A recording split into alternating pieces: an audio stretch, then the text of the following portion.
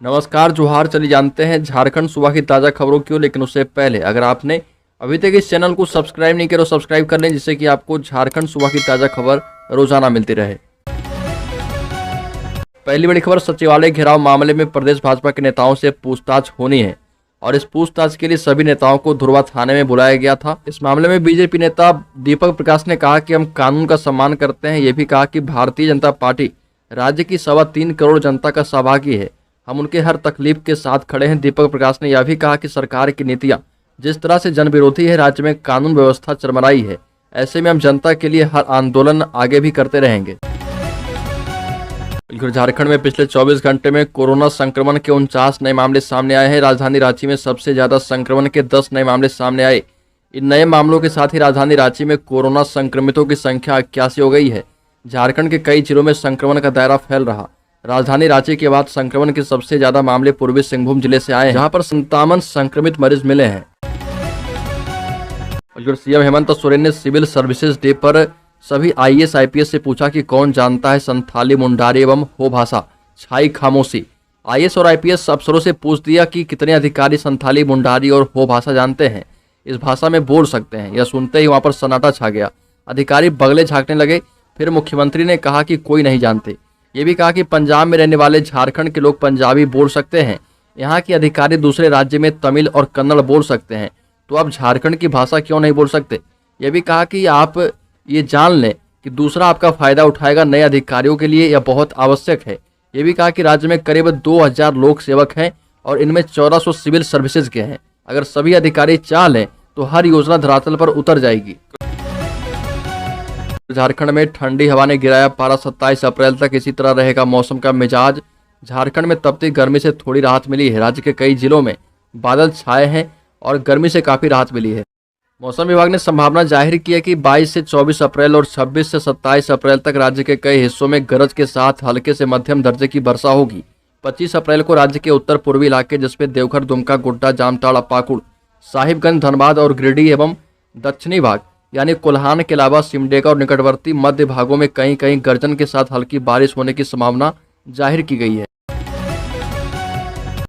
राज्य के चतरा जिले में छात्र के माथे से टीका मिटवाने पर बवाल। आक्रोशित विहिप बजरंग दल कार्यकर्ताओं ने स्कूल में किया हंगामा। राज्य के चतरा जिले के पिपरावार के एक निजी स्कूल में छात्र का तिलक मिटवाने पर बवाल हो गया। घटना से आक्रोशित विश्व हिंदू परिषद और बजरंग दल के कार्यकर्ताओं ने स्कूल परिसर में जमकर हंगामा किया। जानकारी के मुताबिक डीएवी पब्लिक स्कूल बचरा के अष्टम वर्ग का छात्र सन्नी कुमार पिता उपेंद्र सिंह रोज की तरह गुरुवार को भी माथे पर तिलक लगाकर स्कूल पहुंचा था।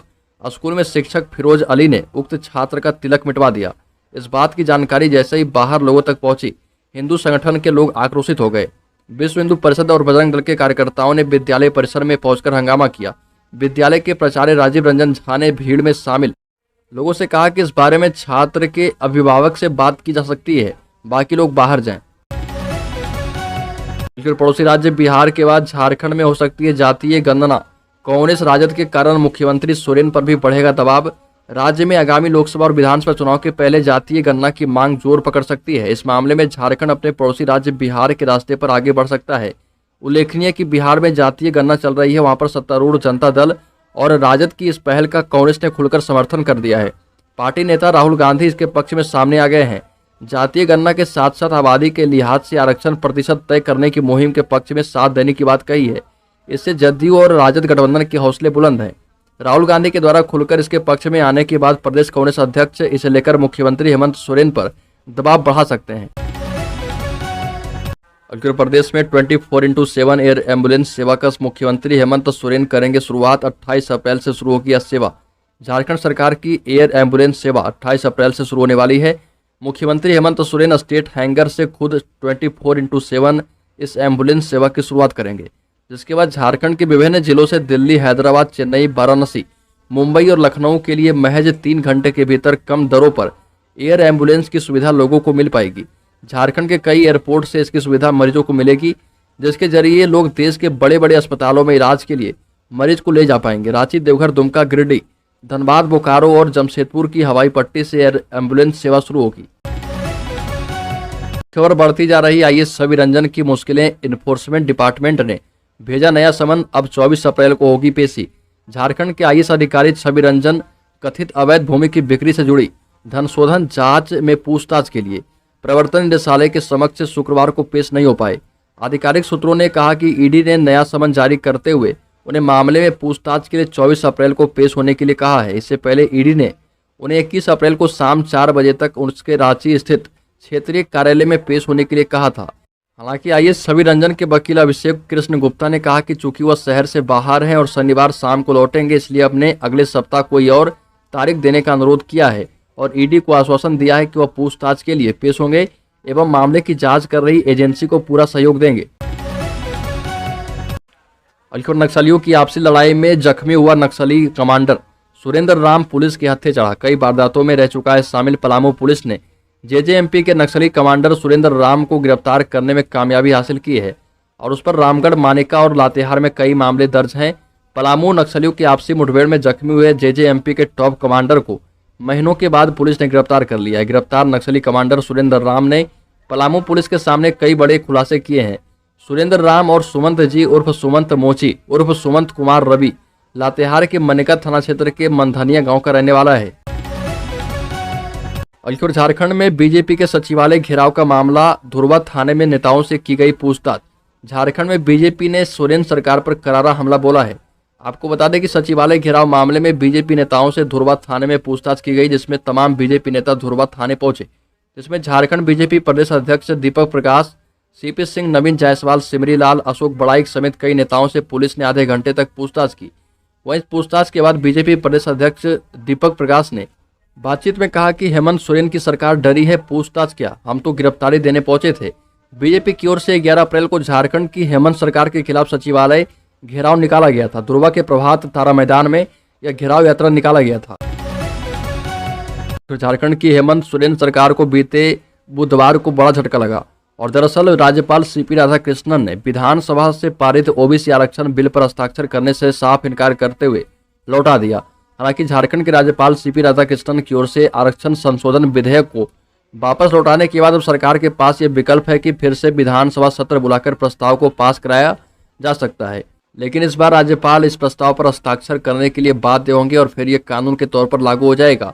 अब ये सरकार पर निर्भर करता है कि विशेष सत्र बुलाकर आरक्षण संशोधन विधेयक को फिर से पास कराया जाएगा या मानसून सत्र के दौरान इसे सदन में पास कराया जाएगा।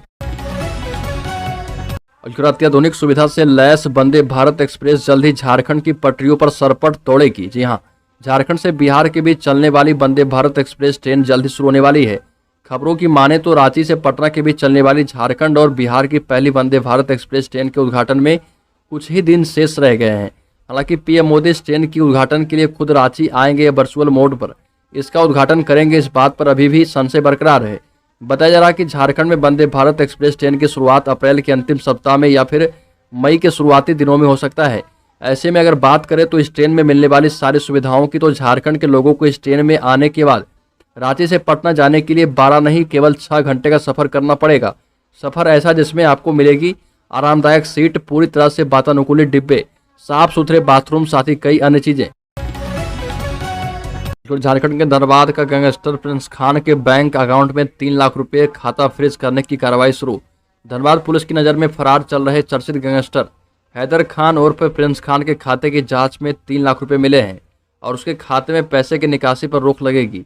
इसके लिए बैंक के माध्यम से पुलिस अधिकारी उसके बैंक खाते को फ्रीज कराने की दिशा में कार्रवाई करेंगे, ताकि विदेश में रहने के दौरान वो अपने खाते से पैसे की निकासी नहीं कर पाए। पुलिस अधिकारियों से मिली जानकारी के मुताबिक जांच के क्रम में बासेपुर स्थित एक बैंक में प्रिंस के बैंक अकाउंट की जानकारी मिली थी। जब बैंक अधिकारियों से उसके अकाउंट में शेष बचे रुपए की जानकारी हासिल की गई, तब इस बात का खुलासा हुआ कि अब आगे यह पता लगाने की कोशिश की जा रही है कि उसके अकाउंट खोलने से लेकर अब तक टोटल कितना ट्रांजैक्शन हुआ है। पुलिस अधिकारियों ने बताया कि बैंक से इसकी जानकारी हासिल कर इसका विश्लेषण किया जाएगा।